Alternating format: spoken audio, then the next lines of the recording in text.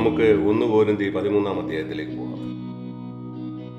1 കോരിന്ത്യർ 13-ാം അധ്യായത്തിൽ ഇപ്രകാരമാണ് നാം വായിക്കുന്നത്. എന്നെ സംബന്ധിച്ചിടത്തോളം സ്നേഹത്തെപ്പറ്റി പറയുന്ന ഏറ്റവും പ്രധാനപ്പെട്ട കാര്യം ഇതാണ്. അതുതന്നെയാണ് ഞാൻ ഇതുവരെയും പറഞ്ഞുകൊണ്ടിരുന്നത്. സ്നേഹത്തിൻ്റെ ഏറ്റവും പ്രധാനപ്പെട്ട സ്വഭാവം ഇതാണ്. അത് 5-ാം വാക്യത്തിൻ്റെ മധ്യഭാഗത്ത് സ്നേഹം സ്വാർത്ഥം അന്വേഷിക്കുന്നില്ല എന്നാണ് പറയുന്നത്. നിങ്ങൾക്ക് മനസ്സിലായോ? സ്നേഹം സ്വാർത്ഥം അന്വേഷിക്കുന്നില്ല. മനസ്സിലായോ? ഞാൻ സ്വാർത്ഥം അന്വേഷിക്കുന്നില്ലെങ്കിൽ എനിക്കറിയാം എനിക്ക് സ്നേഹമുണ്ടെന്ന്. നിങ്ങൾ നോവലുകളിലും നിങ്ങൾ കണ്ടിട്ടുള്ള സിനിമകളിലുമൊക്കെ കാണുന്ന പ്രണയത്തിലാകുന്ന ആ കാര്യം നിങ്ങളുടെ തലച്ചോറിൽ നിങ്ങൾ മാറ്റിക്കളയണം. അതെല്ലാം തെറ്റാണ്. സത്യം പറഞ്ഞാൽ അതെല്ലാം പിശാച് സ്നേഹത്തെപ്പറ്റി മനുഷ്യൻ്റെ ഹൃദയത്തിൽ കൊടുക്കുന്ന തെറ്റായ ഒരു കാര്യമാണ്. അവിടെ അവർ സ്വാർത്ഥം തന്നെയാണ് അന്വേഷിക്കുന്നത്. ഈ ലോകത്തിൽ ഒരാൺകുട്ടി പറയാണ്, ഞാൻ ഈ പെൺകുട്ടിയെ വളരെയധികം സ്നേഹിക്കുന്നു. നിങ്ങൾ പറയുക, അവൻ്റെ ഇഷ്ടമാണോ അന്വേഷിക്കുന്നത്, അതോ പെൺകുട്ടിയുടെ നന്മയാണോ? നിങ്ങൾക്കറിയാം അതിൻ്റെ ഉത്തരം. അവൻ തനിക്ക് വേണ്ടി ചില കാര്യങ്ങൾ അവളിൽ നിന്ന് ആഗ്രഹിക്കുകയാണ്. നിശ്ചയമായിട്ടും ഒരു പെൺകുട്ടി പറയാണ്, ഞാൻ ഭ്രാന്തമായിട്ട് അവനെ സ്നേഹിക്കുന്നു, എനിക്കവനെ വിവാഹം കഴിക്കണം. അവൾ എന്താ അന്വേഷിക്കുന്നത്? അവൻ്റെ നന്മയാണോ അതോ അവളുടെ നന്മയാണോ? അവൾ സ്വാർത്ഥമാണ് അന്വേഷിക്കുന്നത്. ഈ ലോകത്തിലുള്ള എല്ലാ സ്നേഹവും അങ്ങനെയാണ്, സ്വാർത്ഥം അന്വേഷിക്കണം. അതുകൊണ്ട് തന്നെ അവർ സന്തുഷ്ടരല്ല. അതുകൊണ്ടാണ് സന്തുഷ്ടമായ ഒരു കുടുംബജീവിതം കണ്ടെത്തുക വളരെ ബുദ്ധിമുട്ടാണ്. ക്രിസ്ത്യാനികളുടെ ഇടയിൽ പോലും അതാണ് കാര്യം. മിക്ക ക്രിസ്ത്യാനികളും അസന്തുഷ്ടമായ കുടുംബജീവിതം നടത്തുന്നവരാണ്. വിവാഹം കഴിക്കുന്ന നാളിൽ അവർക്ക് വലിയ പ്രതീക്ഷകളൊക്കെ ഉണ്ടെങ്കിൽ പോലും നിങ്ങൾക്കറിയാം എന്തുകൊണ്ടാണെന്ന്. കാരണം അവർക്കറിയില്ല സ്നേഹം സ്വാർത്ഥം അന്വേഷിക്കുന്നില്ലെന്ന്.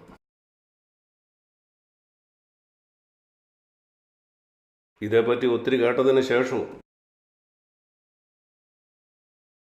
യേശു നമ്മളെ രക്ഷിക്കാനാണ് വന്നത്. സ്വാർത്ഥം അന്വേഷിക്കുന്നതിൽ നിന്ന് രക്ഷിക്കാൻ.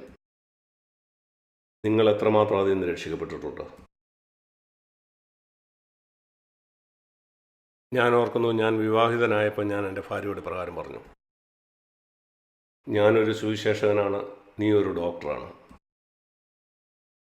നമ്മൾ രണ്ടുപേരും യേശുവിനെ സ്നേഹിക്കുന്നു, നമുക്ക് മറ്റുള്ളവരെ ശുശ്രൂഷിക്കണം. നമ്മുടെ ഈ തൊഴിൽ കൊണ്ട് നമ്മൾ ഒരിക്കലും നമുക്കായിട്ട് തന്നെ പണം സമ്പാദിക്കാൻ പാടില്ല, ഒരിക്കലുമില്ല. അത് യേശുവിൻ്റെ നാമത്തിലാണ് നാം ചെയ്യുന്നതെങ്കിൽ, അത് നമ്മുടെ തന്നെ പേരിലാണെങ്കിൽ, ഒരു പ്രസംഗനായിരുന്നു എനിക്ക് ഒത്തിരി പണം സമ്പാദിക്കാൻ കഴിയും, ഒരു ഡോക്ടറായിരുന്നു നിനക്കും ധാരാളം പണം സമ്പാദിക്കാം. എന്നാൽ നാം യേശുവിൻ്റെ നാമത്തിലാണ് അത് ചെയ്യുന്നതെങ്കിൽ കഴിയില്ല. കാരണം നാം ജീവിക്കുന്ന ഒരു ദരിദ്ര രാജ്യത്തിലാണ്. നിങ്ങൾക്കറിയാമോ, ഇന്ത്യയിലെ ഗ്രാമങ്ങളിൽ താമസിക്കുന്ന 85% പേരും അങ്ങനെയാണ്. ഞാൻ ഓർക്കുന്നു, അനേക വർഷങ്ങൾക്ക് മുമ്പ് ഞാൻ കർത്താവിനോട് പറഞ്ഞു, വലിയ പ്രസംഗകരൊക്കെ അവർ പട്ടണങ്ങളിലേക്കാണ് പോകുന്നത്, എന്നെ ഗ്രാമത്തിലേക്ക് അയക്കണേ. ഈ വലിയ പ്രസംഗകർ പോകാത്ത ആ സ്ഥലത്തേക്കാണ് എനിക്ക് പോകേണ്ടത്. അവിടെയുള്ളവർക്കും ഈ സുവിശേഷം കേൾക്കണം. എന്നാൽ ആരും പോകുന്നില്ല. ഞാൻ പോകാം.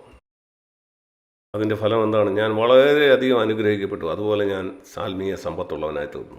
ആത്മീയമായിട്ട് ഞാൻ വളരെ സമ്പത്തുള്ള ഒരാളാണ്. ഒരിക്കലും നഷ്ടപ്പെടാത്ത സമ്പത്ത്. ഞാൻ നിങ്ങളോട് പറയട്ടെ, മറ്റുള്ളവർക്കായിട്ട് ജീവിക്കുക. നിങ്ങളുടെ ജീവിതാവസാനത്തിൽ നിങ്ങൾ വളരെ സന്തുഷ്ടനായ ഒരാളായിരിക്കും. നിങ്ങൾക്കായിട്ട് ജീവിച്ചാൽ നിങ്ങൾ ദുഃഖിതനും സന്തോഷമില്ലാത്തവനുമായിരിക്കും.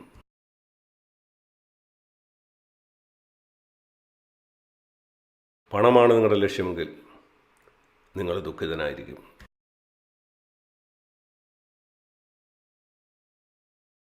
കഴിഞ്ഞ 30 കൊല്ലം ഒരു ഡോക്ടറായിരുന്ന എൻ്റെ ഭാര്യ അനേകരെ ശുശ്രൂഷിച്ചിട്ടുണ്ട്. എന്നാൽ അതുകൊണ്ട് ഒരു രൂപ പോലും ഉണ്ടാക്കിയിട്ടില്ല. ഞങ്ങൾക്ക് പശ്ചാത്തപിക്കേണ്ടി വന്നിട്ടില്ല. ഞാൻ വിശ്വസിക്കുന്നു അതാണ് യേശു ക്രിസ്തുവിലുണ്ടായിരുന്ന ആത്മാവ്. അവൻ ഒരിക്കലും സ്വാർത്ഥം അന്വേഷിച്ചില്ല. അവൻ എപ്പോഴും മറ്റുള്ളവരിൽ നിന്നൊന്നും പ്രതീക്ഷിക്കാതെ അവരെ ശുശ്രൂഷിച്ചു. മറ്റുള്ളവർ അതറിയാൻ പോലും അവൻ ആഗ്രഹിച്ചില്ല. മിക്കപ്പോഴും നമ്മൾ ഇതിനെക്കുറിച്ച് ചിന്തിക്കുമ്പം യേശുവിനെ പോലെ ആകുക എന്നുള്ള കാര്യം നമ്മൾ ചിന്തിക്കാറില്ല. ഇതാണ് എൻ്റെ അടിസ്ഥാനപരമായ കാര്യമെന്ന്. അതുകൊണ്ടാണ് നമ്മുടെ സഭയിൽ നമ്മളെപ്പോഴും പറയുന്നത്, ശമ്പളം വാങ്ങുന്ന പാസ്റ്റർമാർ നമ്മുടെ ഇടയിലുണ്ടാകില്ല. കാരണം നമുക്കറിയില്ല ഇവർ വന്നിരുന്ന് പ്രസംഗിക്കുന്നത് പണത്തിന് വേണ്ടിയാണോ അതോ കർത്താവിനെ സ്നേഹിച്ചുകൊണ്ടാണോ. 28 കൊല്ലമായിട്ട് അതാണ് നമ്മളെ സൂക്ഷിച്ചുകൊണ്ടിരിക്കുന്നത്. വരണമോ? നിനക്ക് വരാം. അത് കർത്താവിനെ സ്നേഹിക്കുന്നുകൊണ്ടായിരിക്കണം. ദാസനായി ആളുകളെ ശുശ്രൂഷിക്കാം, അവരിൽ നിന്നൊന്നും സ്വീകരിക്കാതെ അവരെ സേവിക്കുക, അവരെ അനുഗ്രഹിക്കുക. ദൈവം നിങ്ങളുടെ കാര്യം നോക്കിക്കൊള്ളും. അവരെ സേവിക്കുക, അവരെ അനുഗ്രഹിക്കുക. യേശു എങ്ങനെയാണ് ഈ ഭൂമിയിൽ ജീവിച്ചെന്ന് നിങ്ങൾ അവനിൽ നിന്ന് പഠിക്കുക. ദൈവത്തിൻ്റെ സ്വഭാവത്തെപ്പറ്റി പഠിക്കുക. സ്നേഹത്തിൽ വസിപ്പീൻ. സ്വാർത്ഥം അന്വേഷിക്കാത്ത ആ സ്നേഹം, എപ്പോഴും മറ്റുള്ളവരുടെ നന്മ ആഗ്രഹിക്കുന്ന ആ സ്വഭാവം, അതാണ് ആത്മീയ വളർച്ചയുടെ അടയാളം. നിങ്ങൾ ആത്മീയമായിട്ട് വളർന്നോ എന്ന് നിങ്ങൾക്കറിയണമോ? അനേക വർഷങ്ങളായിട്ട് ഈ സഭയിൽ ഇരുന്ന ശേഷം നിങ്ങളോട് തന്നെ ഈ ചോദ്യം ചോദിക്കുക. എനിക്ക് എങ്ങനെ മറ്റുള്ളവരെ സഹായിക്കാൻ കഴിയും എന്ന് നിങ്ങൾ എത്രമാത്രം ചിന്തിക്കുന്നുണ്ടോ? മറ്റുള്ളവരുടെ ആവശ്യത്തെപ്പറ്റി, മറ്റുള്ളവരെ എങ്ങനെ എനിക്ക് ഉത്സാഹിപ്പിക്കാൻ കഴിയുമെന്ന്. നിങ്ങൾക്ക് കൂട്ടായ്മയില്ലാത്ത ഒരാളുമായിട്ട് എങ്ങനെ കുറച്ചുകൂടെ കൂട്ടായ്മ ഉണ്ടാക്കാൻ കഴിയുമെന്ന് നിങ്ങൾ ചിന്തിക്കുന്നുണ്ടോ? ഈ ലോകം മുഴുവനെക്കുറിച്ച് നിങ്ങൾ ചിന്തിക്കേണ്ട. നിങ്ങളുടെ ആ പ്രാദേശിക സഭ, നിങ്ങൾക്കറിയാമോ, അനേക ബുദ്ധിമാന്മാരായ ആളുകൾ അവർ ചിന്തിക്കുന്നു ശിഷ്യനെന്ന് പറഞ്ഞാൽ അതിൻ്റെ ലക്ഷണം നീ ഒരു ക്രിസ്ത്യാനിയാണെങ്കിൽ നിങ്ങൾ അവരെ സ്നേഹിക്കുന്നതെന്ന് അവർക്ക് കാണിച്ചു കൊടുക്കണം. എന്നോട് ക്ഷമിക്കണം, അതല്ല യേശു പറഞ്ഞത്. അതാണ് ലോകപ്രകാരം ബുദ്ധിമാന്മാരായവർ പറയുന്നത്. ഈ ബുദ്ധിമാന്മാർ യേശുവിൽ നിന്ന് കോടിക്കണക്കിന് ദൂരെ അപ്പുറയാണ്. നിങ്ങൾക്കറിയാമോ യേശു എന്താ പറഞ്ഞത്? അത് നിങ്ങളെ അത്ഭുതപ്പെടുത്തും. നിങ്ങൾ എൻ്റെ ശിഷ്യന്മാരാണെന്ന് ലോകം അറിയുന്നപ്പോഴാണ് നിങ്ങൾ അവരെ സ്നേഹിക്കുമ്പോഴല്ല, തമ്മിൽ സ്നേഹിക്കുമ്പോൾ. ഇതൊരു ഭ്രാന്തമായ കാര്യമല്ലേ ഇങ്ങനെ പറയുന്നത്? എന്താണ് പറയാൻ സുഖമുള്ള കാര്യം? ഈ ലോകത്തിലുള്ള ആളുകളെ സ്നേഹിക്കുമ്പോൾ നിങ്ങൾ യേശുവിൻ്റെ ശിഷ്യരാണെന്നറിയും. അതുകൊണ്ട് അവരെ സ്നേഹിക്കുക. അങ്ങനെ നിങ്ങൾ എൻ്റെ ശിഷ്യന്മാരെന്നറിയും. എന്നാൽ യേശു ഒരിക്കലും അങ്ങനെ പറഞ്ഞില്ല. അതാണ് മിടുക്കന്മാരായ ആളുകൾ ചിന്തിക്കുന്നത്. ഈ മിടുക്കന്മാർക്ക് ദൈവത്തെ പരിചയമേ ഇല്ല. നിങ്ങൾ തമ്മിൽ സ്നേഹിക്കുന്ന എൻ്റെ ശിഷ്യന്മാരെന്ന് ലോകം അറിയുമെന്നാണ് യേശു പറഞ്ഞത്. ഞാൻ യേശുവിനെയാണ് വിശ്വസിക്കുന്നത്, ഇവരെ അല്ല. ഞാൻ വിശ്വസിക്കുന്നത് ഞാനൊരു ശിഷ്യനാണെന്നതിൻ്റെ ലക്ഷണം ഞാൻ ലോകത്തിലുള്ള ആളുകളെ സ്നേഹിക്കുന്നത് കൂടല്ല, സഭയിലുള്ള എൻ്റെ കൂട്ടുവിശ്വാസികളെ സ്നേഹിക്കുമ്പോഴാണ്. ഞാനത് വളരെ വ്യക്തമായിട്ട് മനസ്സിലാക്കിയിട്ടുണ്ട്. നിങ്ങൾ നിങ്ങളുടെ ജീവിതം പരിശോധിച്ച് നോക്കുക. നിങ്ങൾക്ക് മനസ്സിലാവും സഭയിലുള്ള ഒരാളെ സ്നേഹിക്കുന്ന ലോകത്തിലുള്ള ഒരാളെ സ്നേഹിക്കുന്നതാണ് കുറേ കൂടെ ബുദ്ധിമുട്ടില്ലാത്ത കാര്യമെന്ന്. സത്യമാണ്. അനേക ഭർത്താക്കന്മാർ അവരുടെ വീട്ടിലേക്ക് വരുന്ന ഒരു അപരിചിതനോട് മര്യാദയായിട്ട് സംസാരിക്കുന്നതിനേക്കാൾ വളരെ കുറവാണ് അവരുടെ ഭാര്യയോട് അങ്ങനെ സംസാരിക്കുന്നത്. അനേക ഭാര്യമാർ തങ്ങളുടെ വീട്ടിൽ വരുന്ന ഒരു അപരിചിതനോട് മര്യാദയോട് സംസാരിക്കുന്നതിനേക്കാൾ മോശമായിട്ടാണ് അവരുടെ ഭർത്താക്കന്മാരോട് സംസാരിക്കുന്നത്. നിങ്ങളുടെ വീട്ടിൽ വരുന്ന അപരിചിതനെ സ്നേഹിക്കുന്നത് ബുദ്ധിമുട്ടില്ലാത്ത കാര്യമാണ്. അതുകൊണ്ടാണ് യേശു പറഞ്ഞത് നീ അവനെ സ്നേഹിക്കുന്നത് കൊണ്ടല്ല നീ ശിഷ്യനാണെന്ന് ലോകം അറിയുന്നതെന്ന്.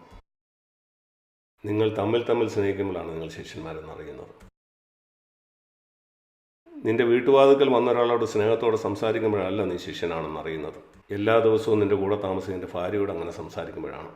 നീ എന്നും കാണുന്ന നിന്റെ ഭർത്താവിനോട് അങ്ങനെ സംസാരിക്കുമ്പോഴാണ്. നീ എന്നും കാണുന്ന സഹോദരനോട്.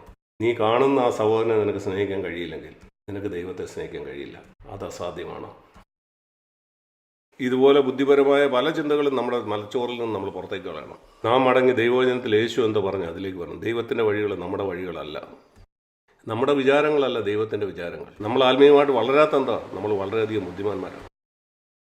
നമ്മുടെ ബുദ്ധിയിൽ കൂടെ നമ്മൾ ഗ്രഹിച്ചിട്ടുള്ള ഈ കാര്യങ്ങളൊക്കെ വിട്ടുകളഞ്ഞു. ഒരു ശിശുവിനെ പോലെ ദൈവത്തിൻ്റെ അടുക്ക് വന്ന് കർത്താവ് നിൻ്റെ വചനം എന്ത് പറയും അതാണ് ഞാൻ വിശ്വസിക്കുന്നത് പറയുക. കർത്താവ് ഞാൻ എൻ്റെ കൂട്ടു സഹോദരന്മാരെ സ്നേഹിക്കാത്തതുകൊണ്ട് ഞാനൊരു ശിഷ്യനല്ല. അപരിചിതരായ ഒത്തിരി പേരെ ഞാൻ സ്നേഹിക്കുന്നു. സങ്കല്പിച്ച് നോക്കുക, ഒരു ഭാര്യ ഭർത്താവിനോട് പറയുകയാണ് നീ ദയവ് ചെയ്ത് ഈ വീട്ടിൽ വരുന്ന അപരിചിതരോട് പെരുമാറുന്ന പോലെ എങ്കിലും എന്നോടൊന്ന് പെരുമാറും, അത് മതി എനിക്ക്. ഈ വീട്ടിൽ വരുന്ന അപരിചിതരോട് പെരുമാറുന്ന പോലെ നിനക്ക് എന്നോട് പെരുമാറിക്കൂടെ? സങ്കല്പിച്ച് നോക്കൂ ഒരു ഭാര്യ അങ്ങനെ പറയുന്നത്. അത് ദയനീയമല്ലേ? എങ്കിലും അതാണ് നടക്കുന്നത്. സ്നേഹത്തിൽ വസിക്കുന്നവൻ ദൈവത്തിൽ വസിക്കുന്നു. കാരണം ദൈവം സ്നേഹമാണ്. ദൈവം ഒരു നല്ല ദൈവമാണ്. നിങ്ങൾക്കറിയാമോ, മനോഹരമായ ഒരു വാക്യം യാക്കോബ് 1 പറയുന്നുണ്ട്. വളരെ മനോഹരമായ ഒരു വാക്യമാണത്. ഞാൻ ഇതിനായിട്ട് ദൈവത്തോട് നന്ദിയുള്ളവനായിരിക്കുന്നു. ഞാൻ കൂടുതൽ അങ്ങനെ ആകാൻ ആഗ്രഹിക്കുന്നു. എൻ്റെ യൗവനകാലത്ത് ഇതുപോലെ ഞാൻ ദൈവത്തെ അറിഞ്ഞിരുന്നില്ല. ഇത് കാണുന്നത് യാക്കോബ് 1:5 നിങ്ങളിൽ ഒരുവന് ജ്ഞാനം കുറവാകുന്നെങ്കിൽ ഫത്സിക്കാതെ എല്ലാവർക്കും ഔദാര്യമായി കൊടുക്കുന്ന ദൈവത്തോട് അവൻ യാചിക്കട്ടെ. ഒരു വിവർത്തനത്തിൽ ഇപ്രകാരമാണ് അത് പറയുന്നത്: തന്നോട് യാചിക്കുന്നവരെ വഴക്ക് പറയാതെ ഔദാര്യമായി കൊടുക്കുന്നവൻ. വഴക്ക് പറയുക എന്നുള്ളതിൻ്റെ അർത്ഥം നിങ്ങൾക്കറിയാമോ?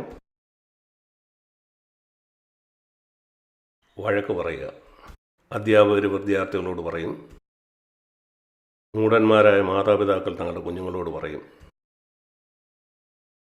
വഴക്ക് പറയുക. അങ്ങനെ ചെയ്യരുതെന്ന് എത്ര പ്രാവശ്യം ഞാൻ നിന്നോട് പറഞ്ഞു? 1000 പ്രാവശ്യം ഞാൻ പറഞ്ഞു അങ്ങനെ ചെയ്യരുതെന്ന്. 2 or 3 പ്രാവശ്യമായിരിക്കും പറഞ്ഞത്, എന്നാൽ അത് 1000 പ്രാവശ്യമായി.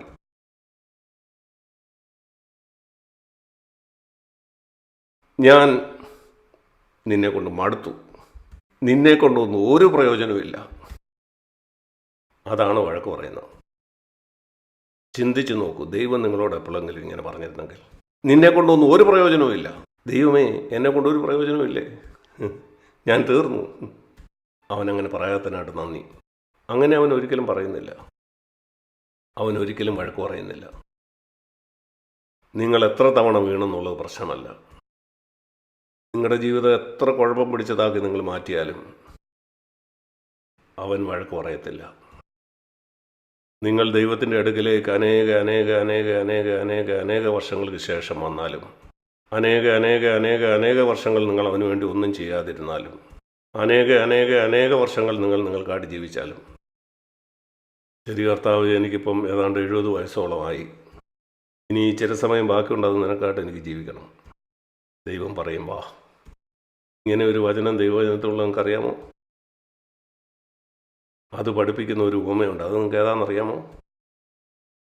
11 മണി നേരത്ത് ദാസന്മാരെ അന്വേഷിച്ച് പോയ യജമാനൻ. 11 മണി നേരമെന്ന് പറഞ്ഞാൽ 6 മണിക്ക് ആ ദിവസം അവസാനിക്കും. ഈ ദാസന്മാരെ 11 മണിക്കൂർ ഒന്നും ചെയ്യാതെ മടിയന്മാരായിട്ട് അവിടെ ഇരിക്കുകയായിരുന്നു. മത്തായി 20 ആ യജമാനൻ പുറത്തു പോയപ്പം ഈ ദാസന്മാരൊന്നും ചെയ്യാതെ മടിയന്മാരായിരിക്കുന്നത് കണ്ടു. ഒന്നും ചെയ്യാതെ. എന്താണ് ഈ ദിവസം മുഴുവൻ നിങ്ങളൊന്നും ചെയ്യാതിരിക്കുന്നത്? ആരും ചെയ്യാനൊരു ജോലി ഞങ്ങൾക്ക് തന്നില്ല. വരൂ. അവനവരെ വിളിച്ചു. 1 മണിക്കൂറാണ് അവർ ജോലി ചെയ്തത്. നിങ്ങൾക്ക് അറിയാമോ എന്താ സംഭവിച്ചെന്ന്? അന്നത്തെ കൂലി കൊടുക്കുന്ന സമയത്ത് ഇവരെയാണ് ആദ്യം വിളിച്ചത്. അവൻ പറഞ്ഞു, വരൂ, നിങ്ങളുടെ കൂലി ആദ്യം തരാം. ഓ, ഞാനത് വളരെയധികം ഇഷ്ടപ്പെടുന്നു. ഞാൻ ആരാധിക്കുന്ന ദൈവം ഇങ്ങനെയുള്ള ഒരാളാണല്ലോ. എനിക്കും ഇതുപോലെ തന്നെയാണ്. നിങ്ങൾക്കറിയാമോ, ഇതുപോലൊരു ദൈവത്തെയാണ് ഞാനും നിങ്ങളും ആരാധിക്കുന്നതെങ്കിൽ നമ്മുടെ കൂട്ടായ്മ എത്ര നന്നായിരിക്കും.